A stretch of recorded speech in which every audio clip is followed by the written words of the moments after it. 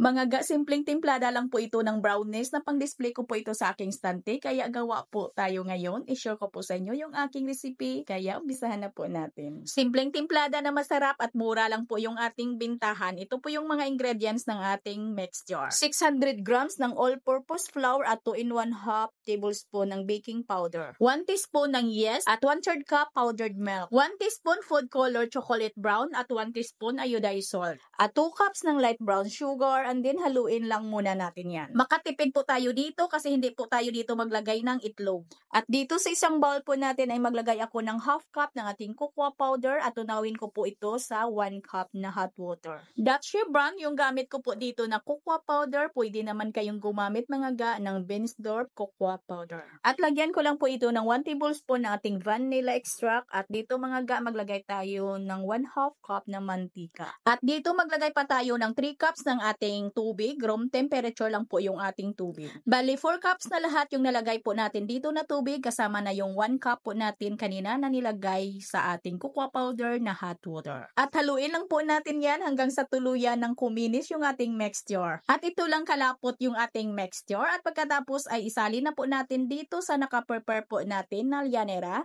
Mga gumamit lang po ako dito ng 12 by 16 ng sizes ng ating lyanera. Medyo malapad po ito para hindi lang masyadong makapal yung ating brownies. At lagyan lang po natin ng parchment paper. At i-rest muna natin ito ng mga 40 minutes bago po natin ito isalang mga ga. At kailangan ay mainit na po yung ating oven bago po natin ito isala. At ito na mga ga, niluto ko po ito sa may preheated 190 degrees Celsius ng ating oven sa loob ng 35 minutes. Malalaman po natin yan pagluto na, pag malinis na po yung ating stick. At dito muna tayo sa ating toppings. Dito meron po tayong 1 1/4 cup ng ating light brown sugar at 4 tablespoon ng cornstarch at 3 tablespoon ng cocoa powder. Ganon din ga, Dutch brand yung cocoa powder yung gamit ko. Kayong mga ga ay pwede kayong gumamit din dito ng Bensdorf cocoa powder. At lagyan lang po natin ito ng 1/2 teaspoon ng food color chocolate brown at 3 tablespoon na powdered milk. At lagyan lang po natin ito ng 1 3/4 cup ng ating water. Haluin lang po natin ito ng mabuti at salain lang po natin ito at lutuin po natin. Lutuin lang po natin ito sa katamtaman lang po ng apoy ng ating kalan at patuloy lang po yang nating haluin hanggang sa ito'y kumulo. Huwag po nating tigilan sa paghalo hanggang sa ito'y lumapot. At nang lumapot na mga ga, ay lutuin pa natin yan ng mga 2 minuto. At pag ganito na yung consistency ng ating toppings, ay patayin na po natin agad yung apoy ng ating kalan at pagkatapos ay lagyan po natin ito ng 1 tablespoon ng margarine. Ay tunawin lang po natin yung ating margarine at pagkatapos ay palamigin lang muna natin ito. At bago po natin ito mga galagyan ng topping sa ibabaw ay kailangan na hiwain lang po muna natin.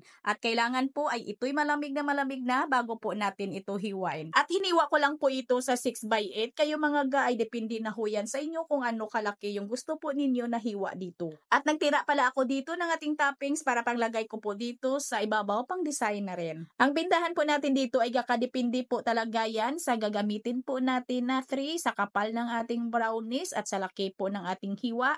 Ang kailangan lang po ho dyan ay tayo'y mag-costing lang para malaman po natin kung magkano lahat yung ating puhunan para malaman po natin yung dapat po natin ditong bintahan para may tubo din tayo. At ilagay ko lang pala ito sa ating cupcake liner at nilagyan ko yan ng ating crushed peanut dito sa iba. At hanggang dito lang mga ga. Bye-bye!